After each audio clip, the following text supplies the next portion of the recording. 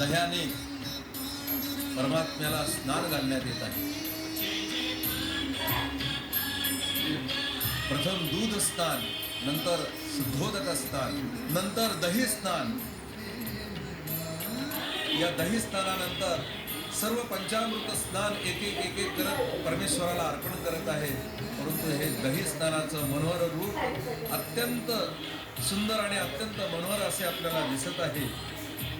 पहाटेच्या प्रहरी करीतो न्याहारी, खाई लोण्याचा गोळा. हरी हा रंग दिसे सावळा, प्रभू तुझा रंग दिसे सावळा.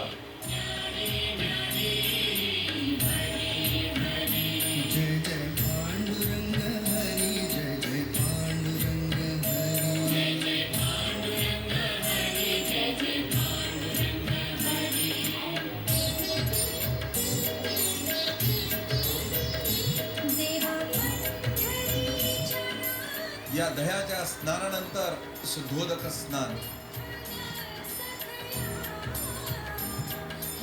कपाळाला पुन्हा गंध लावला जातो. पुष्पार्पण करून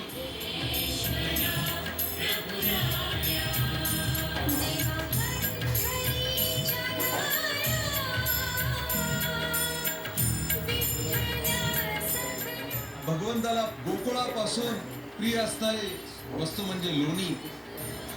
हे लोणी पुजारी आता भगवंताच्या मुखास लावत आहे. हे रूप पाहण्यासाठी डोळे आतुरलेले आहेत. नंतर देवाची आरती होते. याला लोण्याची आरती म्हणतात. भगवंताच्या मुखाला लोणी लावून आरती केली जाते. भक्तिभावानं सर्वजण देवाला वंदन करतात. लोण्याच्या आरतीनंतर तुपाने स्नान घातलं जातं. दही, दूध, तूप हे देवाच्या सर्वांगाला चोळत आहेत पुजारी.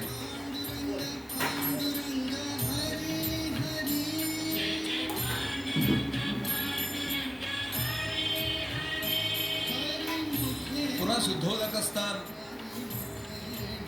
कपाळाला गंध लावण्यात आलेला आहे. पुष्पार्पण करून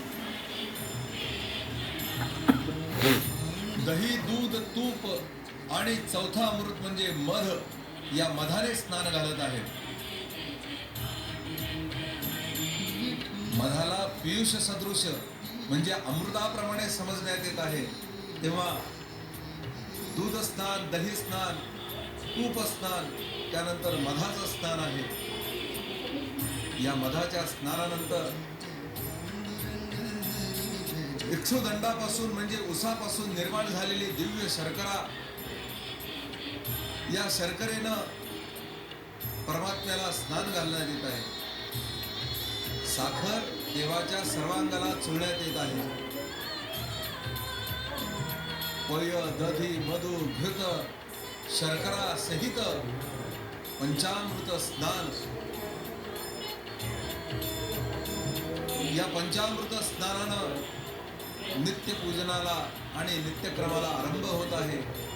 पांडुरंगाचं हे पंचामृत स्नान सुरू आहे. रंग दिसे सावळा, हरी तुझा रंग दिसे सावळा. रंग दिसे सावळा, प्रभू तुझा रंग दिसे सावळा. पहाटेच्या प्रहरी करीतो न्याहारी, खाई लोण्याचा गोळा. हरी तुझा रंग दिसे सावळा, हरी तुझा रंग दिसे सावळा. पंचामृत स्नानानंतर वैदिक मंत्राने देवाला अमृताभिषेक केला जातो. या अमृताभिषेकाच्या वेळेला अनेक वैदिक मंत्र म्हटले जातात. प्रामुख्याने पुरुष सूक्त, श्री सूक्त इत्यादी पवित्र अशा सूक्ताने अमृताभिषेक देवाला घातला जात आहे. अत्यंत मनोहर असं सुंदर भगवंताचं रूप. अनेक संतांना भुरळ घालणारं हे रूप बघून सर्व संतांनी या रूपाचं वर्णन केलेलं आहे. रूप पाहता लोचनी सुख झाले हो साजनी. तो हा विठ्ठल बरवा, तो हा माधव बरवा. असं हे भगवंताचं नयन मनोहर सुंदर असं रूप हे या काकड आरतीच्या वेळेला, विशेषतः पंचामृत अभिषेकाच्या वेळेलाच पाहावयास मिळते.